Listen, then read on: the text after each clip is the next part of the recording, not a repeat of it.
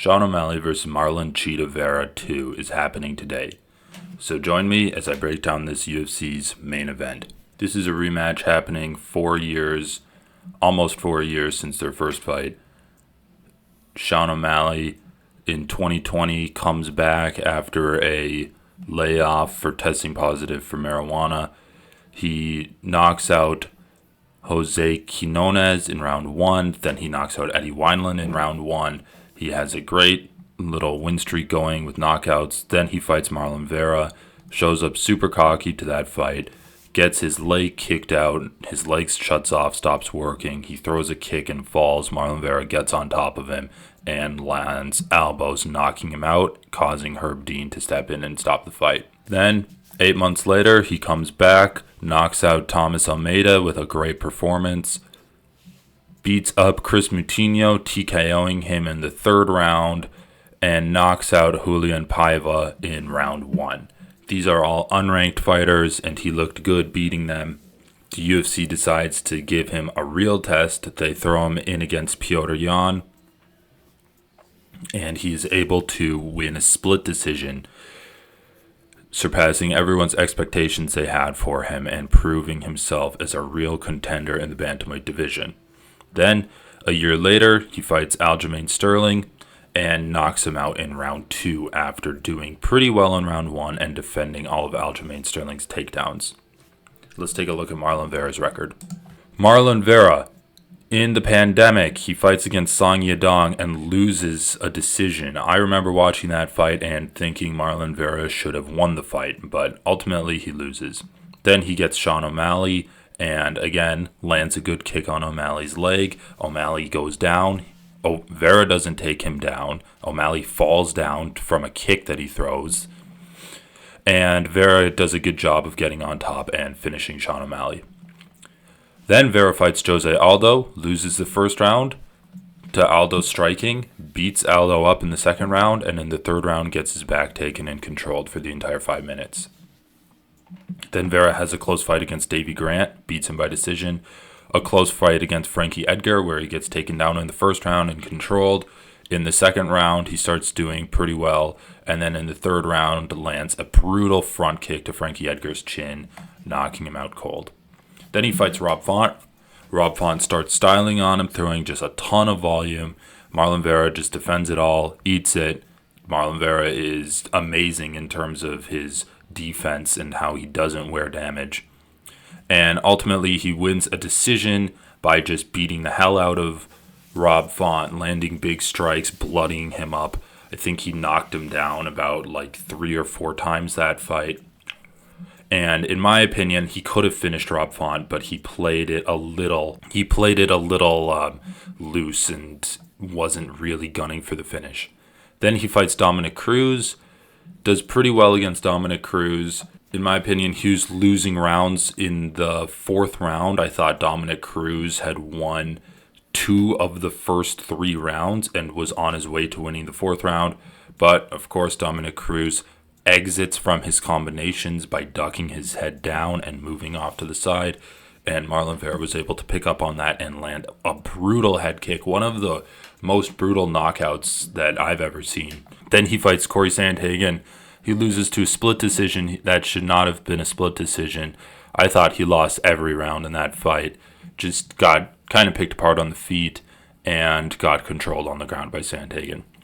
Then he fights Pedro Munoz in a largely boring fight, but it is still interesting to watch to get a better feel for Marlon Vera's game. I thought Vera won the first round, lost the second round to Munoz, and then really picked it up in the third, landing good combinations and powerful punches on Munoz and winning the first and third of that fight. So, up against Sean O'Malley, how is this going to play out? So, first thing that I want to get off the table is the wrestling. Is wrestling going to play a role in this fight? Marlon Vera, going through this record, I cannot remember a single time that Marlon Vera has gone for a takedown on his opponents. He's grabbed kicks before and tried to trip his opponents up like that by tree-topping them, just grabbing the kick, lifting their legs above their head, and then taking them down from there. But he doesn't actively search out takedowns. Even when he dropped Rob Font, he would kind of just dance around and like gloat rather than going to the ground and finishing him. Obviously, that's a case where he was clearly winning the fight, so he might not feel the urgency to try to follow his opponent down to the ground to finish him. He did follow Sean O'Malley down to the ground, but most of the time when we see Marlon Vera interact with wrestling, it's him being taken down by his opponents, being taken down by Dominic Cruz, Corey Sandhagen, Jose Aldo, even Song Yadong, Frankie Edgar. So wrestling is not something that Marlon Vera is going to want to experience. Likewise, Sean O'Malley hasn't really been on the positive end of wrestling exchanges either. Usually he is defending takedowns from his opponents, whether it be Petr Yan, where he's trying to stand back up, Aljamain Sterling, where he's defending takedowns against the cage, or Marlon Vera, where he gets dropped because of his leg going out from underneath him and then trying to survive on his back against Vera's elbows. Marlon Vera definitely has more experience when it comes to the wrestling, but we can't overlook the fact that he just doesn't prefer to wrestle, and his main game is striking for sure. So out of the two, do I think there's going to be wrestling? I don't think there's going to be wrestling. However, if there is wrestling, I think it should come in on the side of Sean O'Malley. Simply because Sean O'Malley has been wrestled before, and it has not worked for his opponents. Aljamain Sterling didn't get the win over Sean O'Malley when he tried to wrestle him. Petr Yan wrestled O'Malley and he didn't get the win. Thomas Almeida tried to wrestle Sean O'Malley and he wasn't able to get him down. Wrestling has not historically worked against Sean O'Malley, whereas for Marlon Chito Vera, it definitely has worked. He got controlled on the ground by Corey Sandhagen. Dominic Cruz won multiple rounds off of him by taking him down. Frankie Edgar was able to take him down. Even Pedro Munoz was going for takedowns, though he wasn't successful with them. I do think Marlon Vera's defense has gotten better, but if Sean O'Malley finds himself in a clinch with Chito Vera, he might as well attempt for a takedown just to keep Vera alert, try to change up what you're showing Vera. Because you do not want to show Vera the same thing over and over, because he will pick up on what you're doing and he will adjust and find ways to land strikes. So we talked about Marlon Chito Vera's defense. How good is his defense, and will Sean O'Malley actually be able to get through? Chito has a really good defensive game. He just is able to block shots, roll with a lot of shots. He doesn't get rocked, he doesn't get cut, he doesn't even get swollen up. But there are ways that you can exploit his defense. Sandhagen was able to land good leg kicks to Marlon Vera. He was able to land good body shots, knees up the middle. All of these are tools that Sean O'Malley is going to have at his disposal. Also, Marlon Vera has good defense, but he likes to attack in straight lines, and that is something that Sean O'Malley is going to be able to counter easily. That's also something that Sandhagen was able to counter, where he would draw a jab out of Vera, and whenever Vera would throw the jab, Sandhagen would pull away from it and then counter over the top of Vera's hand whenever he would throw it. So while Vera's defense is good, it is not insurmountable for a pinpoint striker like O'Malley. Will O'Malley get tired throughout the fight? He fought a grueling pace against Petr Yan, and he was still able to land good punches. And even though he was clearly exhausted in that fight, his power stayed late. And again, even though Marlon Vera has insane cardio, we've never seen him get tired. He isn't the best at using his cardio. He likes to fight at a slow, relaxed pace, even in the later rounds of the fight. And this is something that can potentially hurt him against a fighter like Sean O'Malley, where if O'Malley can use his footwork to stay safe, then he has a good chance of not tiring out later in the fight. What strikes is Sean O'Malley going to be hit with against Chito Vera?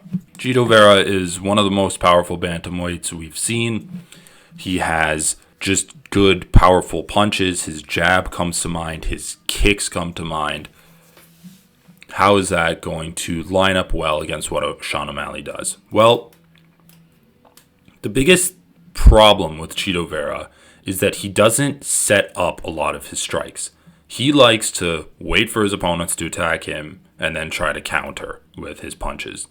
That's not really setting up your strikes. He doesn't throw combinations. He mostly throws big single shots, whether it be a jab, whether it be a head kick, whether it be a leg kick, a push kick to the stomach, an uppercut. The most he'll do is throw a left hook to the body and then an overhand right up top to the chin. That's a great combination he used against Pedro Munoz. But is that going to be available to him against Sean O'Malley? Well, Chito Vera's footwork isn't the best in this. It isn't as good as you'd want it to be when he's going up against a guy like Sean O'Malley. His offensive footwork is the biggest problem that I see him having. Again, he likes to kind of sit there, wait for his opponents to come to him, and then land something big on his opponents. He's not great at cutting off the cage, being aggressive, hurting his opponents, and then following up with that. For as powerful as Marlon Vera is, he is not a good finisher. Again, let's take a look at his record. He had Dominic Cruz hurt in round 1 and wasn't able to finish him until he landed just a single knockout blow in round 4. He had Rob Font hurt multiple times throughout the fight, dropping him 3-4 times. Wasn't able to ever finish him. Frankie Edgar, another example where it was a single knockout blow that dropped him. It wasn't a moment where he had him hurt and then was able to follow it up and actually finish the fight. He had Jose Aldo hurt and wasn't able to finish him. He had Davey Grant hurt and wasn't able to finish him. Sean O'Malley is an example where he was good at finishing his opponent. But historically, Marlon Vera, as powerful as he is not a good finisher. And Sean O'Malley has a good chin. He was able to take Petr Yan's biggest punches and just fire right back at him. So what strikes are going to be good for Chito? Well, his jab is always going to be a tool. Sean O'Malley's going to have to utilize really good head movement and footwork to avoid that jab. And also the leg kicks is going to be a big tool that Chito's going to use. Sean O'Malley's going to have to use footwork to avoid Chito's leg kicks and also counter-striking to punish Chito's leg kicks when he misses. He's also going to just have to simply check leg kicks.